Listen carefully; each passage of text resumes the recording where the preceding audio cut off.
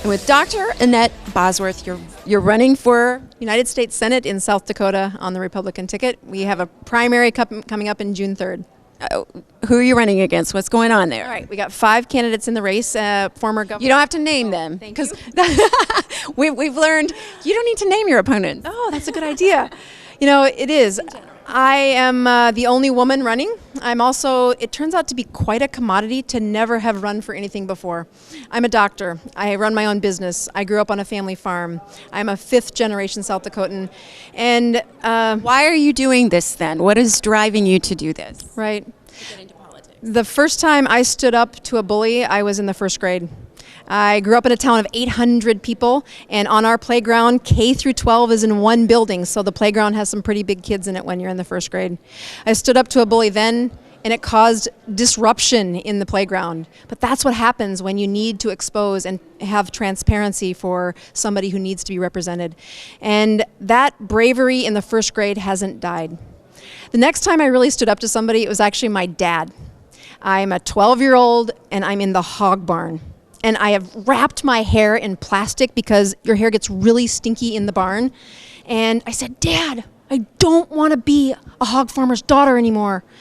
And he said, girl, it's a good thing you're in America, because if you were anywhere else, you wouldn't have the privilege of starting here and becoming anything you want to be. Keep your eye on the long game, because this country rewards people who work hard, have a strong commitment to their faith, and do not give up. I was the first one to go to college, let alone medical school, and I've been using that voice of standing up for those who need a voice since then.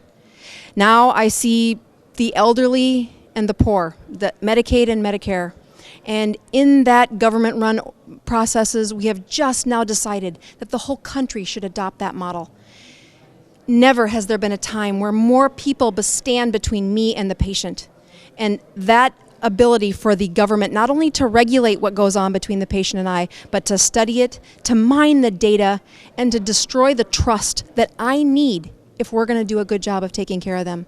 So I can decide to stand up and run for the United States Senate, or I can watch healthcare dissolve.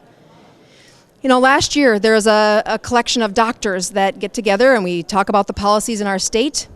And there's a tradition in South Dakota and many states of polling the doctors and saying, Doctor, would you recommend that your kids go into medicine? And notoriously, this has been 85 to 90% of us would say, yes, it's an amazing career, more rewarding than I ever expected. Last year, the poll said 15% of doctors would recommend that their kids go into this industry. And I looked around the room, and my colleagues were playing Angry Birds and Words with Friends and talking about how quickly they would retire. And I said, if it's not us, we are the problem. We are the leaders of this industry. And if we have been away from the table too long, our voices are too muted. We need someone to stand up and go to represent the healthcare industry and caring for patients in the exam room, not giving that power to the United States government. And so I said, if not me, then who? Who is going to do this? And that's the day I began praying, saying, is this the right path for me? Only to find now 16,000 people have contributed an average of $45 to my campaign. That's grassroots. This war on women, supposedly, allegedly, what you're doing, you're fighting that, you're combating this. Right. And what we do, we just turned off the cameras, and what you were saying to me, you're saying that people are like hiding in the shadows, and they're telling you, oh, I'm glad you're fighting for me, but they won't fight. How do we get those people out of the shadows and to stop being afraid to speak out? Right.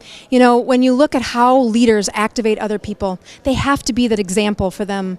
I have so many of my friends and my colleagues coming to me in the shadows saying, good job, keep going.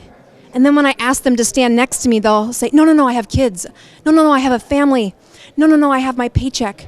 I'm like, so do I. I have 3 kids, 3 boys, 7, 10, and 13.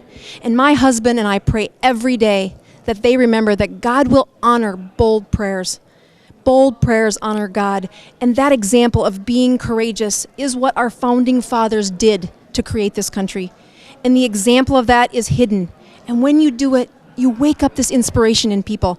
And sometimes the first time around, they're not willing to come out of the shadows. But to get the whisper of their voice to say, keep going, you're my inspiration.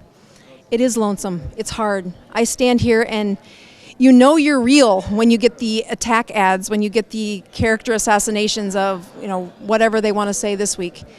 But it's also the voice that you're making a difference. And it gets lonesome. And I know that you could never do this if you weren't rooted in a strong commitment to your faith, the challenge of not giving up, those same things my dad talked about. I also don't think it's an accident that growing up on a family farm, I'll be honest, my dad prayed for a boy.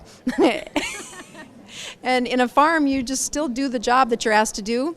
And I think it was that fight where my hair's all wrapped in plastic. I think that's the first time he recognized that I was actually a girl.